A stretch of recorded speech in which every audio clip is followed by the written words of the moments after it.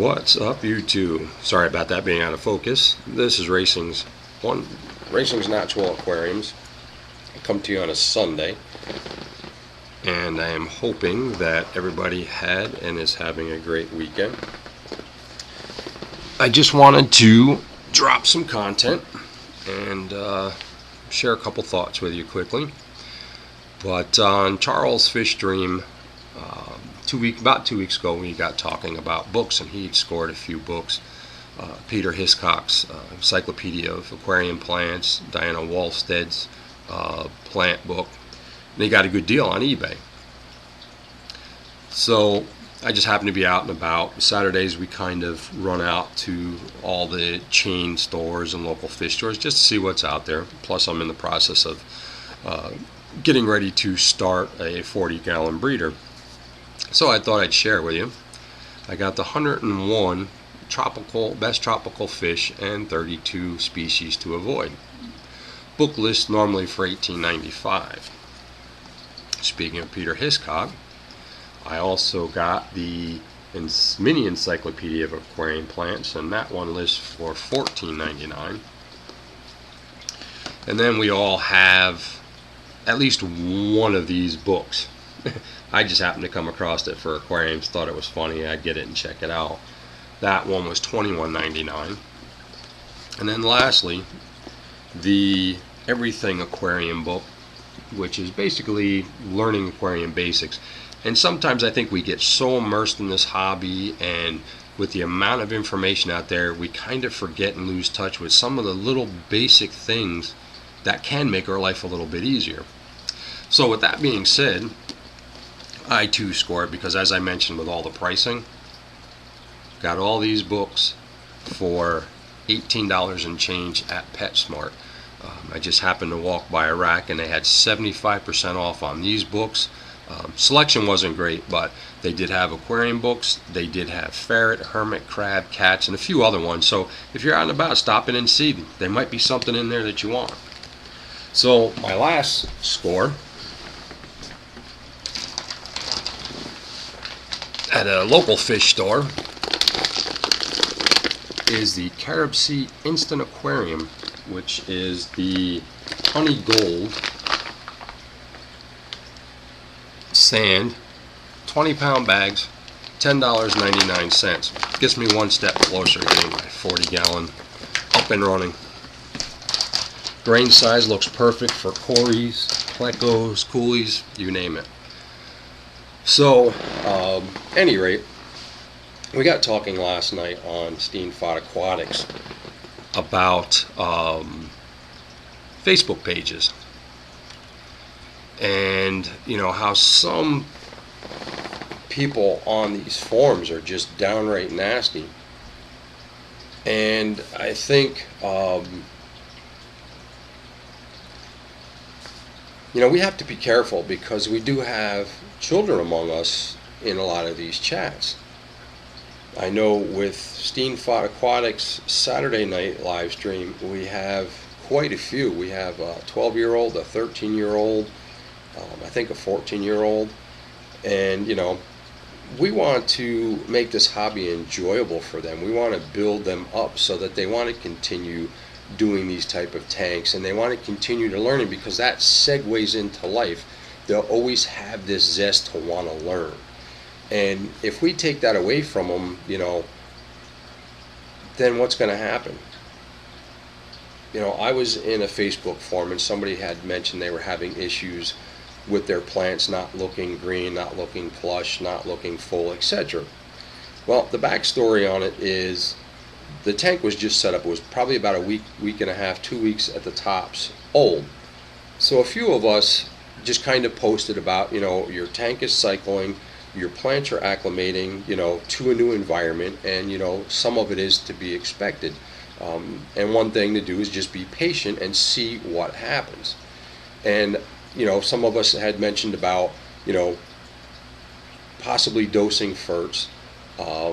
And I had mentioned as well about root tabs, for the root feeders, and pruning and things like that. And we had an individual come on and post, don't bother wasting your money on root tabs, they're overrated and outdated, and went on this big spiel. You know, as Karma would probably have it, he'll be the person in probably 3 weeks posting, my plants are yellow and brown, what's going on? Well, you know what, pal? You walked in here, you're the know-it-all. You said don't do this, don't do that. Well, you know what? You reap what you sow. And for me, I'd rather reap good karma than bad. And I think, you know, with Aquarium Co-op's channel and Corey and Bob from Steenfot and John from KG Tropicals, we have a family. We have a very helpful, caring, and encouraging family. And, you know, we help each other. And, you know, we, at least for me, and I can probably safely speak for others, we're not know-it-alls. You know, we have knowledge and we have thought processes so that we can convey this to somebody else so they can take bits and pieces from this one, that one, and ball it up and come up with a solution or an idea to further whatever it is they had.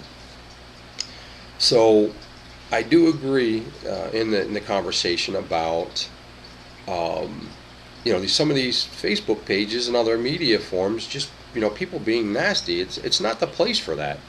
You know, we are a hobby of fish keepers, and, you know, old school versus new school, there's a lot to be learned between both ends of the spectrum. And if you become closed-minded, you don't learn, and this hobby goes away, and you've spent all this money for nothing. So to me, you know, I dib and dabble in a lot of different things, and I have a lot of knowledge in various areas, but I still to this day like to learn more.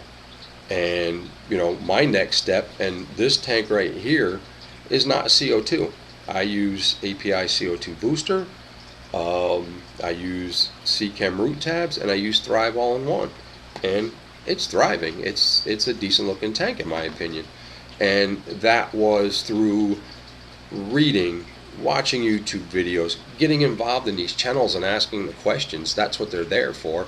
And I can come home after a long day's work, sit down, and just sit back and enjoy this. So I guess what I'm saying is, you know,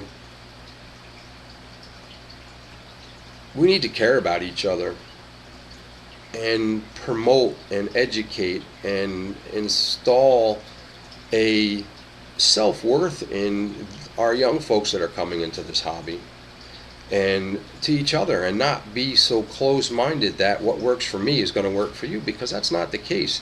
We can both share ideal water parameters, but our chemical makeup of water could be completely different. So I could say, you know what, if you do this to this plant and this to this plant, it's going to survive, and you do that and it dies. Why?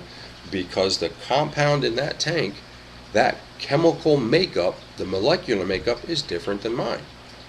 I can give you ideas for things to try, and then you can take the bits and pieces and use them, and then see what will actually work for you. So I'm not telling you that it's going to work, but I can suggest ideas. And some people have suggested things to me, and, you know, I've done some things that, you know, haven't worked, and through trial and error, I found things that have worked. You know, a lot of people talk about fish and, you know, you can't keep this with this. Well, this tank is definitely a community tank. I have cories of various species all together, all living in peace and harmony. I have different coolie lokes, black coolies. I have striped Raphael catfish. I have clown plecos. I have bushy nose plecos. I have various tetras. I have various neons, cardinals, guppies. I've got fry up the wazoo. So, you know, things can be done. And the key to success in this hobby is patience, knowledge, and never be afraid to stop learning. Racing's Natural Aquarium coming to you on a Sunday. God bless. Have a great day. And best of all, keep your sleeves wet.